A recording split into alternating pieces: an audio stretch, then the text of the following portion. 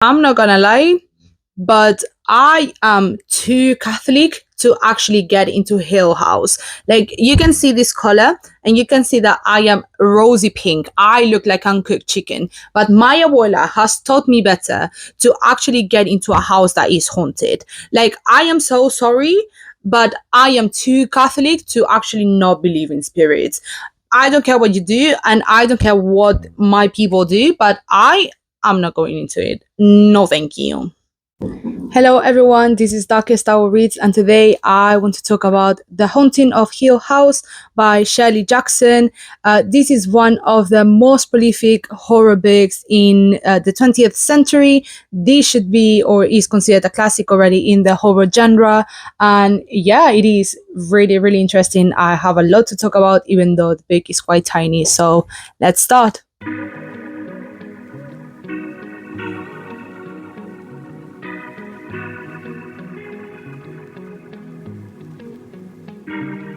First of all, I want to apologize for the delay in this video because even though I promised to post it on Monday, the video just got delayed because I actually hadn't finished the book. But now that I actually I have to say that overall this book is actually quite interesting as a horror book or as a genre. And yeah, I will tell you more about the book in general, but yeah, I would say that this book is quite interesting. I wouldn't say it's my favorite because there are a lot of things that I'm a little bit confused about, but yeah, we'll talk more about it in the analysis part. So yeah, again, let's start. As always, starting with the summary of the book, The Haunting of Hill House is the story of Eleanor, who is the main character, and she is a 32-year-old woman, if I'm not mistaken, more or less. But yeah, she receives a letter from Dr. Montague, who is an anthropologist and parapsychologist. I don't know if that's how you call it in England or in English, but yeah, he is very well respected anthropologist who is also very interested in the paranormal environment, basically. And he personally invites her to spend the summer in Hill House, which is what they call a very famously haunted Hill House. Obviously, Eleanor, she is nothing special. She's not what's the name? She is not a researcher. She's not an investigator. She's just a normal woman who spent the last 11 years of her life taking care of her ill mother. And basically, after her mother passing away, she is looking for some kind of freedom or some kind of independence after everything that has happened to her. So she decides to basically travel to Hill House and just spend the summer with Dr. Montague and other characters that are there over there as well. What is special about Eleanor, though, and also one of the other characters, Theodora, is the fact that they have had paranormal experiences themselves, even though it's not really clear if it's actually a paranormal experience. Well, if both experiences are either paranormal or they have any other explanation, or even if they are real. But yeah, technically, Eleanor had a paranormal experience when she was younger, when she was a child. And yeah, she is invited by Dr. Montague to go into Hill House and just basically record her experience in living there. During the first part of the book, we get explained the journey that Eleanor does from where she lives to Hill House, where we see what is her internal mental state, right? She is someone that has never had any sort of independence because she has always either been taken care of by a very overbearing mother, or she is also being taken care of by her sister, who also kind of low-key hates her. And then afterwards, when her mother falls ill, she's the one that is actually taking care of her mother, who is still very overbearing. So during the first part of the book, we find her actually enjoying her freedom. She actually steals her sister's car so she can travel to Hill House, and then once she gets there, she is received by the main caretakers of the house, which are Mr. and Mrs. Dudley, who are also very, very strange. They are very, what's the name, very cutthroat. They are quite snobbish, but not in the sense of, oh, they are richer than them, than Eleanor herself, but they are very standoffish, I would say. Yeah, that's the word. And obviously this situation and her getting into Hill House and actually seeing Hill House for the first time, she gets really, really put off.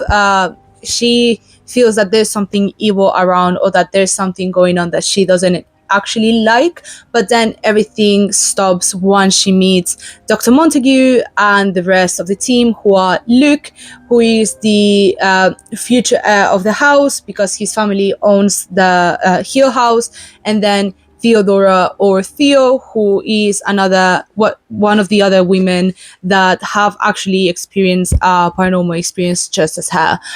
So obviously, when she meets what would be her team, she actually gets she stops feeling so bad about being in Hill House, or actually trying to escape Hill House, and actually starts enjoying her life and her hanging out with other people. But then the more days that she spends in Hill House, things start to go south, and strange things start to happen, not only paranormal, but also in her behavior and in other people's behavior. The first thing that we get to know about Hill House is that not only it was a house that was built by the owner, I think Hugh Crane, I don't know exactly what's the pronunciation of the name, but yeah, the original owner built a house for himself and for his family, even though later on, when they first moved to the house, the wife actually dies. I don't think she kills herself, but yeah, she gets really ill and then passes away. And then the children, the two daughters, actually live in the house and take care of the father and the house itself. And then there's a series of events that happen around the house during the time before Dr. Montague and the rest of the team come into the house, where there are also reports of paranormal activity and people actually passing away or offing themselves because of unexplained reasons. And obviously there are no previous examples of mental illness or previous behaviors of mental illness in the people that pass away. So Dr. Montague's hypothesis is that the house actually makes you crazy, or actually makes you develop this mental illness and end up offing yourself. And then when talking about the other characters, so not Dr. Montague or Eleanor, but Luke and Theodora, we see that they are the kind of characters that seem to be quite confident in themselves, and they take everything very lightly, in the sense of they go around the house just to investigate by themselves and just to try to record paranormal activity, which I think it was an excuse for them just to actually be together. But yeah, you see that everyone in the team at first starts getting along very well, but then after the second night, they start recording these paranormal experiences, and that are actually seem to be solely focused on Eleanor, who basically she hears sounds just such as child's laughter or screams. She hears a name. She hears what's the name? Bangs on the door or on the walls. She also feels someone else's hand, or she sees I think it's Theodora's clothes just getting full of blood, which I think it was very weird, because the way that the book finished, the way that the book finished just made me think a little bit that she imagined everything herself. But then obviously along the way we find that everyone that is in the house has experienced any sort of paranormal activity during their stay in Hill House. Also, during the book, we see a severe decline of Eleanor's mental health, which I think is only exacerbated by the stay in Hill House. because I think she was already mentally unstable before coming into the house. But yeah, we see a decline of her mental health because of all the paranormal activities that are happening to her, especially taking into account that they are targeted towards her, right? She hears the name, she knows that the ghosts or the spirits or whatever is around, that they know her. So obviously there is a decline on her mental health, and also the rest of the team starts rejecting her because of all of these, and also at the same time because she starts basically acting insane, which I think is more than excused. And yeah, basically the book finishes by her actually being taken out of the house. She literally gets exiled, she gets kicked out, and then decides to off herself. So basically the curse in Hill House, where someone always passes away, just keeps going, like just keeps staying true, and Eleanor is the last victim. Now, before we start with the analysis, I want to clarify two things. The first thing is that The Haunting of Hill House is fiction. This is no real life story, right? Shelley Jackson actually took some legends that she already knew when she was a child, or like some paranormal situations that have happened around her area. But I have to say that The Haunting of Hill House is fiction, okay? It is not real. There is no Hill House over there. There is nothing around that is similar to that story. Well, there are probably thousands of stories like that, and you might believe it or not, but I have to say that The Haunting of Hill House specifically, it is fiction. That's one thing that I have to make clear. Now, the second thing that I want to clarify is that I do not care what you believe in or if you believe at all, okay? You can believe in ghosts, in spirits, in God, or whatever you want. You can be superstitious as well if you want, or you don't have to believe at all. This channel is for everyone, believers, non-believers, or even if you believe in the pastor God, I don't really care. I personally am too Catholic to actually not believe in spirits, okay? My abuela has taught me better. I know that if I want to Hill House, I would just, the moment I get into the door and someone tells me like that I can't go in, I would say, I'm out, because I do not want to mess with spirits. I do not want to mess with ghosts and any paranormal activity. Even though I look pasty white, I look like uncooked chicken, and I'm rosy pink, I know I'm too Catholic to know that I do not mess with these things. So whatever you want to do, whatever you want to believe in, you do you, boo. Okay, I'm here just to talk about the book. I'm not here to bring any sort of belief in whoever and whatever, or in whatever. Now, actually going into the discussion, I would say that this book is fascinating.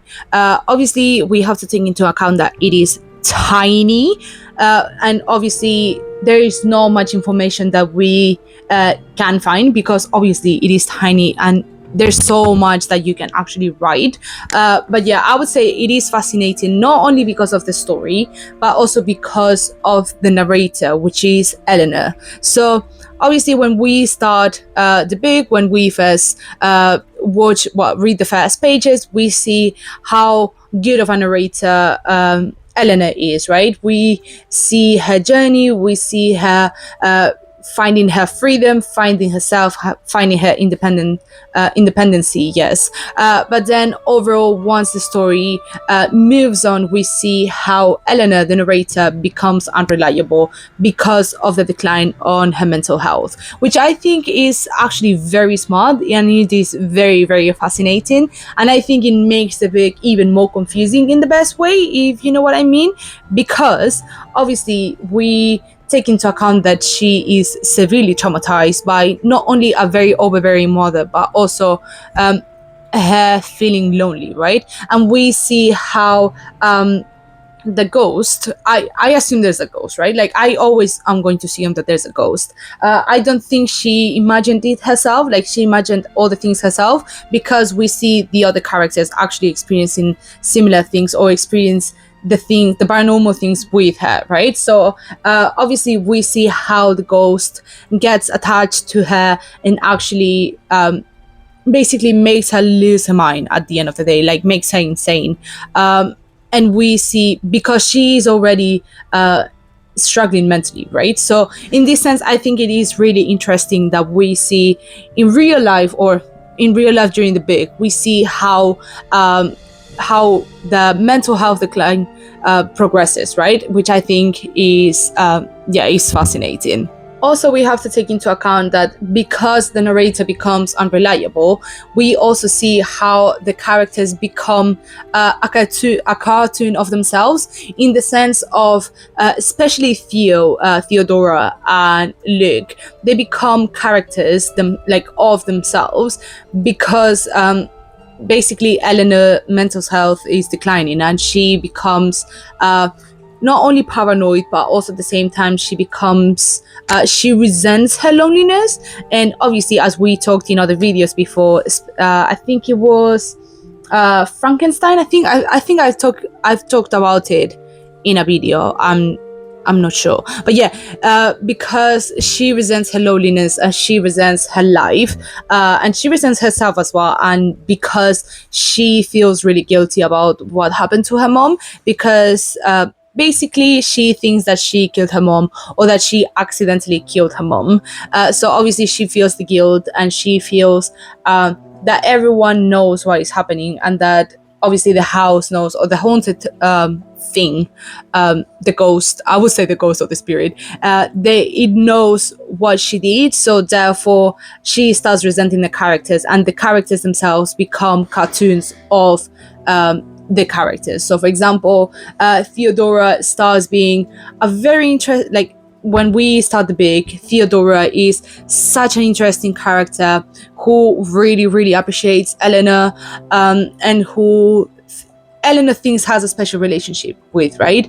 I will also say that this is very sapphic. Like, I thought that there was something special between Theodora and Eleanor, which I've seen people that actually believe the same thing as me. So I'm not the one that is crazy. I am not looking for gay relationships over here, even though I think it's great. But yeah, I am not the only one who has seen a lesbic kind of undertone. But yeah, I think that when we first see Theodora, or when we first meet Theodora, she is a great character. And then over the span of the book, we see how Theodora becomes such an evil character, or like just a shadow of what she was. Same with Luke. We see at first that he is a nice gentleman, a great guy, and then over the span of the weeks, I think she's there just for 1 week, but yeah, over the span of the days, we see how Luke becomes, instead of being a nice gentleman, he becomes a coward, and becomes someone who Eleanor cannot stand. So in this sense, I would say that Eleanor, when she first comes into her house, she feels this breeze of fresh air, and she becomes who she wants to be. That's why she's constantly lying about what she does, or who she is, or what she has, in order to become that idea, right? Become that character. But then over the span of the book, we see how she becomes resentful of herself and the other characters. Now, I also want to give props to Shirley Jackson, because she made such a tiny book so scary. I'm not gonna lie, I am a chicken shit myself. I cannot stand horror films or horror series because I get so spooked. I'm not gonna lie, like, I really suffer through the films. I'm the kind of person that when something, like, I'm watching a film, like, let's imagine that this over here is a TV, right? Like, I'm watching it over here, and then I imagine, or I think that something scary is gonna happen. I genuinely have to, like, turn around and, like, hide my face and cover my ears, because I get so scared myself that there's, like, I have the idea that something scary is gonna happen. So I get so preemptively scared that once the scary thing happens, I get like double or triple scared. So I genuinely cannot watch horror films because I just suffer so much. But for some reason, horror books, I just love them. I'm not gonna lie, I still get spooked because, yeah, I just scare myself basically. But yeah, I would say that this book is genuine, like it's genuinely a horror book. The scary paranormal things that happen are actually scary, especially the hunt thing, like when Eleanor is just basically in her bed, she's just literally over there covering herself and just like letting the scary thing happen, which is basically like someone is banging on the door, trying to break the door down, and she hears her name, she hears laughter, and she's literally just like holding on Theo's hand, just like holding on to dear life. And then out of nowhere the lights open up, they turn on, and then she sees that Theo is on the other side and she doesn't even know whose hand she was holding. That was terrifying. Oh my god, I was watching it. No, I was reading it during Thursday night, if I'm not mistaken. No, I was reading it yesterday, and I was like, I don't think I'm gonna sleep today. Thank you very much. I don't need sleep. And now, last but not least, we have the discussion. As always, I think I have already mentioned everything. But yeah, the main bits is that this is actually a good horror story. I also genuinely enjoyed the way that we see Eleanor becoming an unreliable narrator. And I have to say, to be fair, that I thought it was a little bit peak. The fact that not only Eleanor kills herself, right? Like she offs herself because of all the guilt and the severity of her mental health issues, but also at the same time, I did not like how they treated her in general. Not only the way her mother or the way her sister treated her, in the sense of basically she did not matter at all, right? Like you cannot tell me, well, I know that this happened in the past, right? Like this happened 60 years ago. My grandma tells me stories of her cousin taking care of her mother for like 20 years and then her life starting at 40, right? Because that happened in the past when women, especially the eldest, no, I think it was usually the youngest, that will always take care of the parents. So obviously Eleanor being, I think she's the eldest in this case, but yeah, Eleanor had to take care of her mother, right? But you see that the mother did not care at all for her. Her sister does not care at all. She's completely lonely. She was absolutely isolated of the world. She's a 30-year-old woman who literally just got her back, like her life back, and now she's independent and she's just literally expected to sort her life out, right? So she gets this letter as a way, and she takes it as a sign to basically start her life over, right? So she goes in there, she meets people that are actually nice to her, and then the moment no paranormal things are happening and that she is actually losing her mind, because I'm not gonna lie, if I was in that house and there was like paranormal activity just like writing my name on the walls or actually calling my name, I would be freaked out and I would lose my mind as well, right?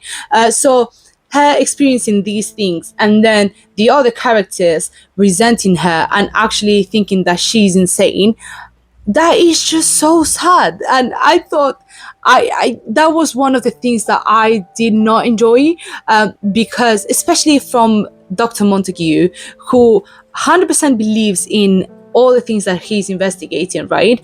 And he does not expect anyone to actually like get insane or like get severely affected by the things that they are seeing. I think that was a little bit unrealistic. Not only the paranormal things, right? Like we already stated that, but yeah, I think it wasn't realistic. The fact that the other characters, did not get as insane as her, or maybe like lost their mind just a little bit, but also at the same time that Dr. Montague and everyone that was actually part of the experiment, that they did not understand or were not empathic at all towards Eleanor. Because if I was her, I would have lost my mind too. So overall, I'm gonna give this book a 3-star rating out of 5, because obviously, even though I actually quite liked it and I think it is very, very enjoyable, I think that some of the things, apart from the paranormal things, some of the things were a little bit unrealistic, especially the characters. But overall, it is quite entertaining. It is a good book to read in like one day or like 1 or 2 days if you feel like you want some horror in your life. I haven't seen the series, but as far as I know, it is not reliable at all and it's not similar to the book. So if you want to watch the series, or if you have watched the series and you think I'm wrong, please let me know, put it on my comments, or obviously tell me on my social media. I would love to talk about this book, because I've heard some theories that people think that Eleanor invented everything, or like she was imagining everything on her head, which I definitely have some opinions on this. But yeah, that is all for today. That is my review on The Haunting of Hill House by Shirley Jackson. Thank you so much for watching as always, and have a great day, guys.